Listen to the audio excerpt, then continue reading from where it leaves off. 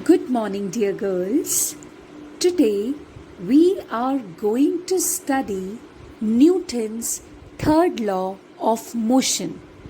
Newton's third law of motion says that to every action there is equal and opposite reaction, which means it tells us about the origin of forces. It tells us that no force in this universe exists singly in nature. Rather, they exist in pairs of mutual action and interaction. Okay?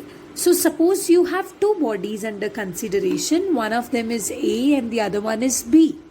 So the force exerted by the body B on the body A and the force exerted by the body A on the body B, they both are equal but opposite in nature. Remember that. Okay? So this is basically Newton's third law. To every action there is equal and opposite reaction. There are many examples which illustrate this, the proof of this. Okay? I will discuss few of them with you. Example number 1. Suppose you have a table here and suppose you are keeping some book over here. Now the book has a weight and weight means W is equal to mg. Weight is a kind of a force. So the book is applying a force over the table. So when the book is applying the force over the table should just bend in response to that force. But it's not happening. Why? Because the table is supporting the book by applying a reactional force. So this is the force exerted by the book and the force exerted by the table is known as reaction. So this is where Newton's third law comes into picture, that forces exist in pairs, okay, of mutual action and interaction. Next example, suppose a person is walking. So when a person is walking, he is pushing the ground in the backward direction. Okay, he is applying the force, he is pushing the ground in the backward direction. According to Newton's second law, the ground also pushes the person forward because forces never exist singly in nature, and that's how there comes into picture a reactional force applied by the ground. Now that reactional force that has two components, one along the ground and one perpendicular to the ground. Now the one along the ground will lead the person to move forward. Okay?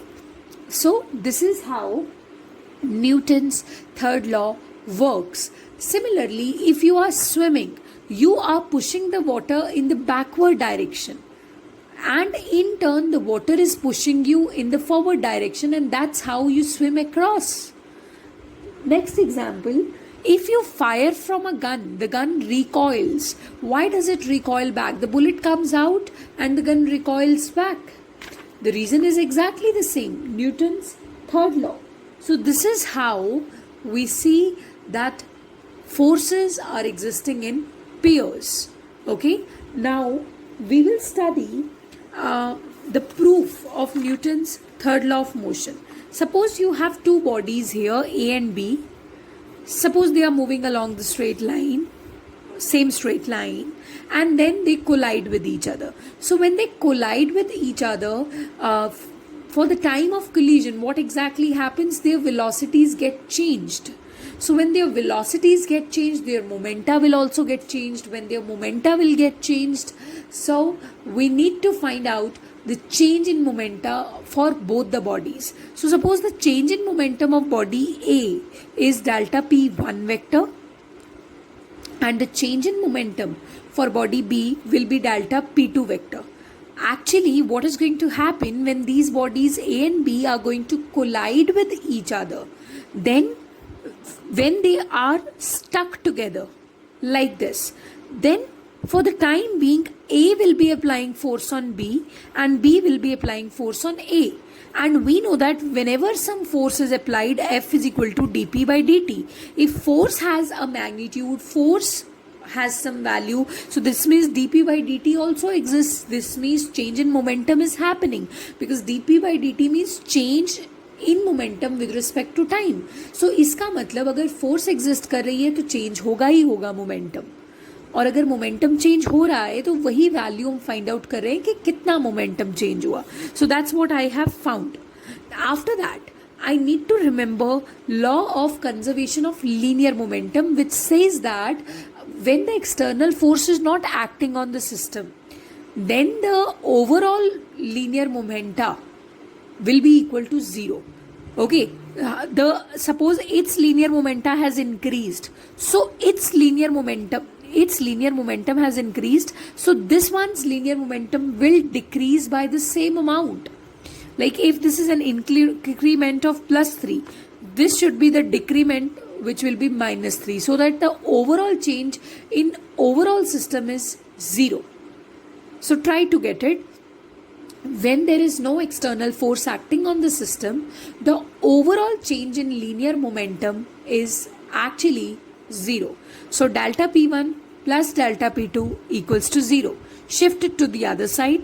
Delta P2 means change in momentum of body B, and delta P1 means change in momentum of body A. Now change in momentum of body B के momentum में change क्यों आएगा? dP by dt body B के लिए क्यों exist करेगा?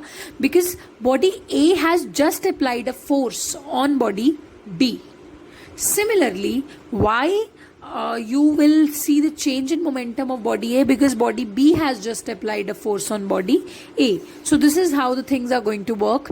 First of all, divide this equation by delta t. After that, take limit delta t tends to 0 on both the sides. After that, when limit delta t tends to 0, I earlier told you that delta symbol converts to d. Infinitesimal change. D means infinitesimal change. So dp2 by dt equals to minus dp1 by dt. Now dp2 by dt. dp2 by dt means some force, because F is equal to dp by dt. So that force will be equal to the force on B. The force on B by A equals to minus sign dp1 by dt. This is the force, this is the force on A by B. Right? Force on A by B.